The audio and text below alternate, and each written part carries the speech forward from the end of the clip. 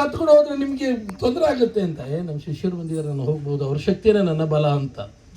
ಎಲ್ಲೋ ಒಂದು ಕಡೆ ಶಿಷ್ಯರ ಶಕ್ತಿ ಅವರ ಬಲ. ಶಿಷ್ಯರನ್ನು ಪಾಠ ಮಾಡಿದಂತಹ ಶಿಷ್ಯರನ್ನು ಗುರುಗಳು ಎಷ್ಟು ಪ್ರೀತಿ ಮಾಡ್ತಾರೆ ಅಂತ ಹೇಳಕ್ಕೆ ಅದೊಂದು ಸಾಕ್ಷಿ ನನ್ನ ಮೊದಲೇ ನಿಂತಿತ್ತು. ಹಾಗಾಗಿ ನಮ್ಮ ಗುರುಗಳನ್ನು ಅವ್ರು ನೋಡಿದಾಗ ಒಂದು ಕಡೆ ಸಂತೋಷ, ಮತ್ತೊಂದು ಕಡೆ ನನಗೆ ಯಾಕೋ ಇಲ್ಲಿ ನಿಮ್ಮನ್ನು ನೋಡಿದಾಗ ಅಷ್ಟು ಭಯ ಇದ್ದಂಗೆ ಕಾಣಲಿಲ್ಲ. ನನಗೆ ಈಗಲೂ ಭಯ ಆಗುತ್ತೆ ಅವ್ನು ನೋಡಿದ್ರೆ. ಅದರಲ್ಲೂ ಇಂಗ್ಲೀಷ್ ಮೇಷ್ಟ್ರು ಅಂತ ಹೇಳಿದ್ರೆ ಬಹಳ ಕಷ್ಟ.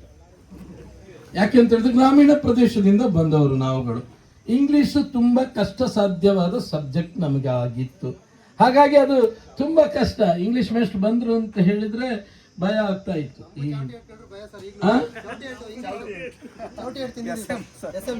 ಹೀಗೆ ತಿಂದ್ರ ಹೀಗೆ ತಿಂದ್ರ ಚೌಟಿನ ಹೀಗೆ ತಿಂದಿಲ್ಲ, ಹೀಗೆ ತಿಂದ್ರಿ ಅದು ಒಳ್ಳೇದೇ. ಚೌಟಿ ಇನ್ನೂ ಒಳ್ಳೇದು, ಚೌಟಿಲಿ ಹೊಡೆದ್ರೆ ಒಳ್ಳೇದು. ಆಯ್ತಾ? ಹಾಗಿರುವಾಗ ನಮ್ಮ ಮೇಷ್ಟ್ರಿಗೆ ಬೇರೆ ಏನು ಅಭಿಪ್ರಾಯ, ಅವರ ಮನಸ್ಸಿನಲ್ಲಿ ಯೋಚನೆ ಚಿಂತನೆ ಇರ್ತಾ ಇರಲಿಲ್ಲ. ದ್ವೇಷಪೂರಿತವಾಗಿ ಯಾವ ಶಿಕ್ಷಕನು ಶಿಷ್ಯನಿಗೆ ಶಿಕ್ಷೆ ಕೊಡುವುದಿಲ್ಲ, ಪ್ರೀತಿಪೂರ್ವಕವಾಗಿ ಕೊಡ್ತಾರೆ. ಪ್ರೀತಿಪೂರ್ವಕ ಅಂತ ಹೇಳಿದ್ರೆ ಏನು?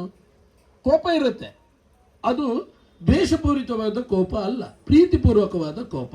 ನನ್ನ ಶಿಷ್ಯ ಓದ್ತಾ ಇಲ್ಲ, ಇವನು ಮುಂದೆ ಬರಬೇಕು, ಈ ದೇಶದ ಸತ್ಪ್ರಜೆ ಆಗಬೇಕು, ಒಳ್ಳೆ ವಿದ್ಯಾವಂತನಾಗಬೇಕು, ಒಳ್ಳೆ ಬುದ್ಧಿವಂತನಾಗಬೇಕು, ಒಳ್ಳೆ ಪ್ರಜ್ಞಾವಂತನಾಗಬೇಕು, ಒಬ್ಬ ಜ್ಞಾನವಂತನಾಗಬೇಕು, 4 ಜನಕ್ಕೆ ಒಳ್ಳೆಯ ವ್ಯಕ್ತಿ ಅನಿಸ್ಕೊಳ್ಬೇಕು ನನ್ನ ಶಿಷ್ಯ.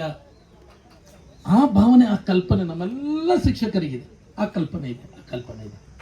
ನಮ್ಮ ಶಿಷ್ಯರು ಅಂತ ಹೇಳಿದ್ರೆ ಹೀಗಿರಬೇಕು, ಅವನನ್ನು ಒಳ್ಳೆ ವಿದ್ಯಾವಂತನಾಗಿ ಮಾಡಬೇಕು ಅಂತ ಹೇಳುವಂಥ ಯೋಚನೆ ಚಿಂತನೆ ಬಂದಾಗ ಅದಕ್ಕೆಲ್ಲಾದರೂ ಸ್ವಲ್ಪ ವ್ಯತ್ಯಾಸ ಆದಾಗ ಕೋಪ ಬರ್ತಾ ಇದೆ.